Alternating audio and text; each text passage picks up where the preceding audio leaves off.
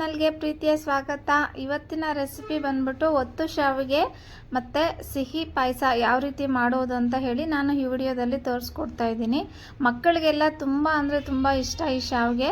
ನಾನು ಸಹ ಇಷ್ಟಪಟ್ಟು ಸಹ ತಿಂತೀನಿ. ಸೊ ಯಾವ ರೀತಿ ಮಾಡೋದು ಅಂತ ಹೇಳಿ ವಿಡಿಯೋದಲ್ಲಿ ನಾನು ನೋಡೋಣ. ಸೊ ಅದಕ್ಕಿಂತ ಮುಂಚೆ ನನ್ನ ಚಾನಲ್ ಇನ್ನೂ ಯಾರೂ ಸಬ್ಸ್ಕ್ರೈಬ್ ಮಾಡ್ಕೊಂಡಿಲ್ಲ, ಪ್ಲೀಸ್ ಫ್ರೆಂಡ್ಸ್ ಸಬ್ಸ್ಕ್ರೈಬ್ ಮಾಡಿಕೊಂಡು ವಿಡಿಯೋಸ್ ನೋಡಿ. ವಿಡಿಯೋಸ್ ಇಷ್ಟ ಆದರೆ ಲೈಕ್ ಮಾಡಿ, ಫ್ಯಾಮಿಲಿ ಫ್ರೆಂಡ್ಸ್ ಜೊತೆ ಶೇರ್ ಮಾಡಿ. ಇದು ಏನಪ್ಪ ಅಂತಂದರೆ ನಾನು ಫಸ್ಟೇ ರೆಡಿ ಮಾಡಿ ಇಟ್ಕೊಂಡಿದ್ದೆ, ಆ ಪೌಡ್ರ್ ಮಾಡಿ ಇಟ್ಕೊಂಡಿದ್ದೆ. ನಾವು ಕಜ್ಜುಕಾಯಿ ಎಲ್ಲ ಮಾಡ್ತೀವಲ್ಲ, ಸೊ ಅದೇ ರೀತಿ ಇದು ಪಾಯಸಕ್ಕೆ ನಾವು ರೆಡಿ ಮಾಡ್ಕೊಳ್ಬೇಕು ಸಿಹಿ ಅನ್ನೋದನ್ನು. ಆ ಒಣ ಕೊಬ್ಬರಿ ಇಲ್ಲ ಅಂತಂದರೆ ನೀವು ಹಸಿ ಕೊಬ್ಬರಿ, ಹಾಗೆ ಏಲಕ್ಕಿ ಮತ್ತು ಸ್ವಲ್ಪ ಕಡಲೆ ಬೀಜ, ಸ್ವಲ್ಪ ಕಡಲೆಪಪ್ಪು ಮತ್ತು ದ್ರಾಕ್ಷಿ, ಗೋಡಂಬಿ, ಗಸಗಸೆ ಇಷ್ಟನ್ನು ಪುಡಿ ಮಾಡಿಕೊಂಡು ಹುರಿದು ಪುಡಿ ಮಾಡಿ ಅದನ್ನು ಪೌಡ್ರ್ ಮಾಡಿ ಇಟ್ಕೊಂಡ್ರೆ, ನೀವು ಮಿಕ್ಸಿಗೆ ಒಂದು ರೌಂಡ್ ಹಾಕಿ ಪೌಡ್ರ್ ಮಾಡಿ ಇಟ್ಕೊಂಡ್ರೆ ಚೆನ್ನಾಗಿ ಇರುತ್ತೆ. ಒಂದು 15 ಡೇಸು 20 ಡೇಸ್ ಆದರೂ ಸಹ ಬರುತ್ತೆ ಸ್ಟೋರ್ ಮಾಡಿ ಇಟ್ಕೊಂಡ್ರೆ. ಅದಕ್ಕೆ ಈಗ ನಾನು 1 ಸ್ಪೂನ್ ಆಗೋಷ್ಟು ಸೇರಿಸ್ಬಿಟ್ಟು ನೀರನ್ನು ಸೇರಿಸ್ತಾ ಇದ್ದೀನಿ. ನಿಮ್ಮ ಅಳತೆಗೆ ಎಷ್ಟು ಬೇಕೋ ನೋಡಿಕೊಂಡು ಕ್ವಾಂಟಿಟಿ ತೊಗೊಳ್ಳಿ. ನಾನಂದರೆ ರೈಸ್ ಸ್ಪೂನ್ ಬರುತ್ತಲ್ಲ, ಆ ಸ್ಪೂನಲ್ಲಿ 1 ದೊಡ್ಡ ಸ್ಪೂನ್ ಆಗೋಷ್ಟು ತೊಗೊಂಡಿದ್ದೀನಿ. ಅದಕ್ಕೆ 1 ಚಿಟಿಕೆ ಆಗೋಷ್ಟು ಉಪ್ಪನ್ನು ಸೇರಿಸ್ಕೊಂಡ್ರೆ ರುಚಿ ಚೆನ್ನಾಗಿರುತ್ತೆ. ಸೊ ಎಲ್ಲವನ್ನು ಸೇರಿಸಿ ಒಂದು ರೌಂಡ್ ಚೆನ್ನಾಗಿ ಮಿಕ್ಸನ್ನು ಕೊಟ್ಟರೆ ನೋಡಿ, ಈ ರೀತಿ ಹದ ಇದ್ದರೆ ಸಾಕಾಗುತ್ತೆ. ನಾನು ಹೇಳ್ದೆ ಅಲ್ವಾ, ನಿಮ್ಮ ಮನೇಲಿ ಕ್ವಾಂಟಿಟಿ ನೋಡಿಕೊಂಡು ನೀವು ತಗೊಳ್ಳಿ ಅಂತ ಹೇಳಿ. ಈಗ ನಾನು ಸ್ಟವ್ ಆನ್ ಮಾಡಿಕೊಂಡು ಬಿಸಿ ಮಾಡಲಿಕ್ಕೆ ಇಟ್ಕೊಂಡಿದ್ದೀನಿ. ಬೆಲ್ಲ ಎಲ್ಲ ಸೇರಿಸಿರೋದ್ರಿಂದ ತುಂಬ ಚೆನ್ನಾಗಿ ಟೇಸ್ಟ್ ಅನ್ನೋದು ಇರುತ್ತೆ. ನಿಮಗೆ ಸಿಹಿ ಬೇಕಾದರೆ ನೋಡಿಕೊಂಡು ಇನ್ನು ಸ್ವಲ್ಪ ಸಿಹಿ ಸೇರಿಸ್ಕೊಳ್ಳಿ. ನನಗೆ ಎಲ್ಲ ಪರ್ಫೆಕ್ಟಾಗಿ ಸಿಹಿ ಆಗಿದೆ.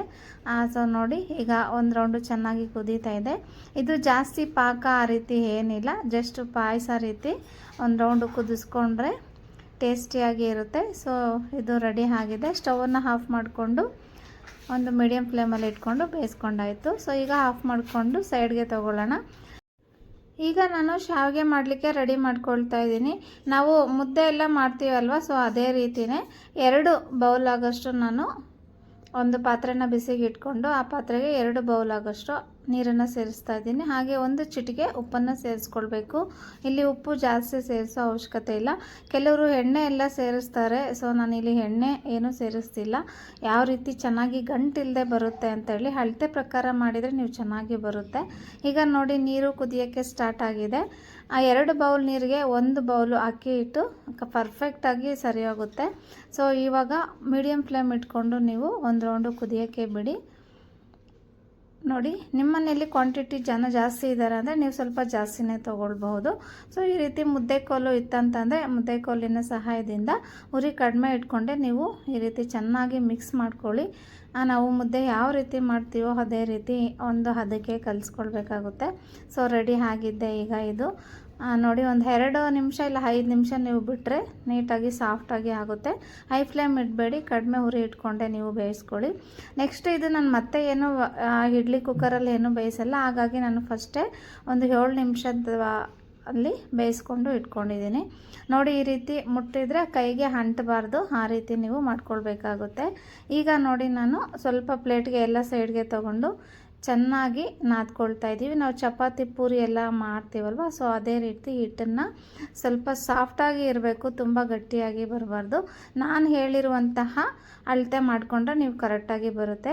ಈಗ ನಮ್ಮನೆಯಲ್ಲಿ ಚಕ್ಲಿ ಹೊರಳಿತ್ತು, ಸೊ ನಾನು ಚಕ್ಲಿ ಹೊರಳಲ್ಲೇ ಶಾವಿಗೆ ಒತ್ತು ಶಾವಿಗೆ ಅನ್ನೋದು ಮಾಡ್ತಾಯಿದ್ದೀನಿ.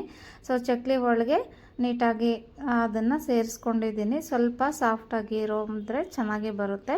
ನೋಡಿ, ಈಗ ಒತ್ತು ಶಾವಿಗೆ ವಿಡಿಯೋದಲ್ಲಿ ನೋಡ್ತಿದ್ದೀರಾ ಎಷ್ಟು ಚೆನ್ನಾಗಿ ಬರ್ತಾ ಇದೆ ಅಂತ ಹೇಳಿ. ರಿಯಲಿ ತುಂಬ ಅಂದರೆ ತುಂಬ ಚೆನ್ನಾಗಿ ಬಂದಿತ್ತು. ಈ ರೀತಿ ನೀವು ಮಾಡಿಕೊಂಡು ತಿಂದರೆ, ಕೆಲವರು ಆನ್ಲೈನೆಲ್ಲ ತರಿಸ್ಕೊಳ್ತಾರೆ, ಕೆಲವರು ಮ್ಯಾಂಗೋ ಸೀಕರಣೆನೂ ಮಾಡ್ತಾರೆ. ಸೊ ನಮ್ಮ ಕೋಲಾರ ಸೈಡು ನಾವು ಮ್ಯಾಂಗೋ ಸೀಕರಣೆ ಅಷ್ಟು ಇಷ್ಟಪಡಲ್ಲ. ನಾವು ಜಾಸ್ತಿ ನಾಟಿ ಕೋಳಿ ಮತ್ತು ರಾಗಿದು ಮಾಡ್ತೀವಿ. ನೆಕ್ಸ್ಟ್ ವಿಡಿಯೋದಲ್ಲಿ ನಾನು ರಾಗಿದು ಸಹ ನಿಮಗೆ ಮಾಡಿ ನಾಟಿ ಕೋಳಿ ಇದು ಮಾಡಿ ತೋರಿಸ್ಕೊಡ್ತೇನೆ. ಸೊ ಈ ವಿಡಿಯೋ ಇಷ್ಟ ಆಗಿದೆ ಅಂತ ಭಾವಿಸ್ತೇನೆ. ಮನೆಯಲ್ಲಿ ಎಲ್ಲರೂ ಇಷ್ಟಪಟ್ಟು ತಿಂದರು. ನೋಡಿ, ಎಲ್ಲೂ ಗಂಟು ಅನ್ನೋದು ಏನೂ ಇಲ್ಲ. ತುಂಬ ಅಂದರೆ ತುಂಬ ಚೆನ್ನಾಗಿ ಸಹ ಬಂದಿತ್ತು. ಒಂದು ಪ್ಲೇಟ್ಗೆ ಎಲ್ಲ ಈ ರೀತಿ ನೀವು ಚಕ್ಲಿ ಮಾಡೋ ರೀತಿ ಮಾಡ್ಕೊಳ್ಳಿ. ನಿಜವಾಗ್ಲೂ ಚಿಕ್ಕ ಮಕ್ಕಳಲ್ಲಿ ಯಾರೆಲ್ಲ ಇದನ್ನು ಇಷ್ಟಪಟ್ಟು ತಿಂದಿದ್ದೀರಾ ಕಮೆಂಟ್ ಮಾಡಿ ತಿಳಿಸಿ. ನಾನಂತೂ ತುಂಬ ಅಂದರೆ ತುಂಬ ಇಷ್ಟಪಟ್ಟು ತಿಂತಿದ್ದೆ. ಚಿಕ್ಕ ಮಕ್ಕಳಲ್ಲಿ ಜಾಸ್ತಿ ಮಾಡ್ತಿದ್ರು ಹಳ್ಳಿ ಸೈಡೆಲ್ಲ. ಸೊ ಈಗ ಒತ್ತು ಶಾವಿಗೆ ಸಿಗಲ್ಲ ಅಂತ ಹೇಳಿ ಕಡಿಮೆ ಮಾಡ್ತಾರೆ. ಬಟ್ ರಾಗಿಯಲ್ಲಿ ನಾವು ಮಾಡ್ತಿದ್ವಿ, ತುಂಬ ಚೆನ್ನಾಗಿ ಬರ್ತಿತ್ತು.